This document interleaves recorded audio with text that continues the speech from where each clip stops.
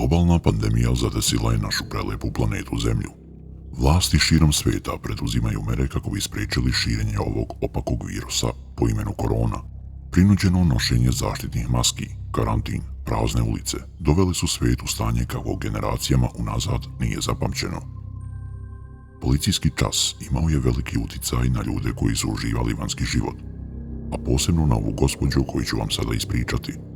Ali ono što se na kraju desilo zaista će vas ostaviti u šoku kada čujete kakve veze zapravo ima trogodišnje dijete sa cijelom ovom pričom. Pre nego što počnemo, želim da vam se zahvalim što ste posjetili moj kanal.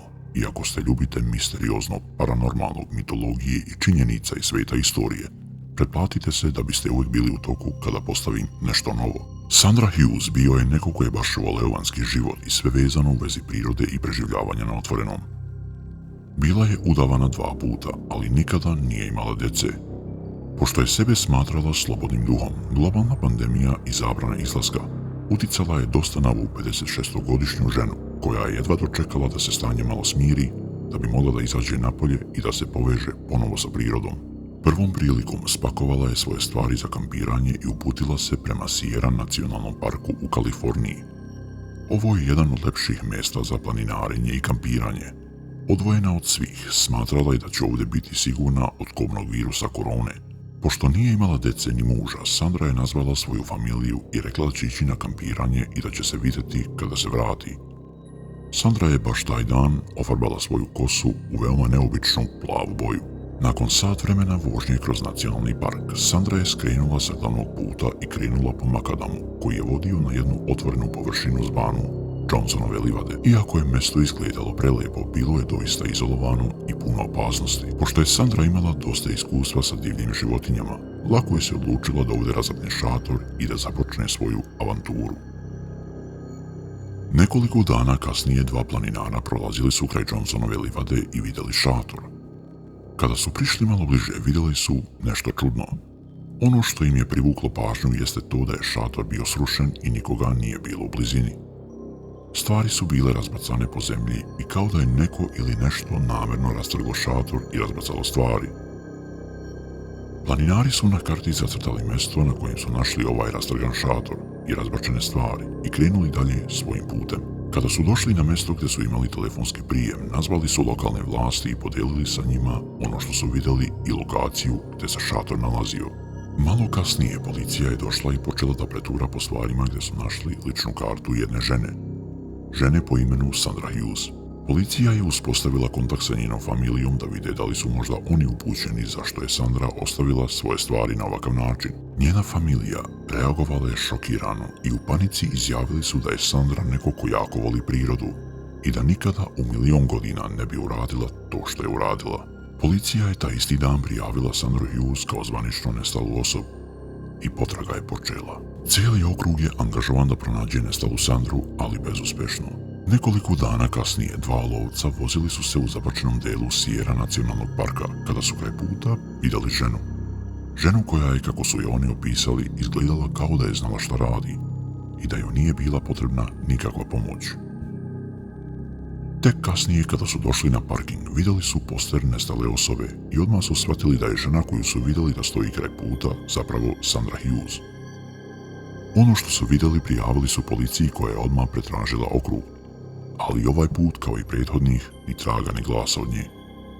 Policija i njena familija su se spremali za ono najgore, a to je da prihvate činjenicu da Sandra možda nije više među živima.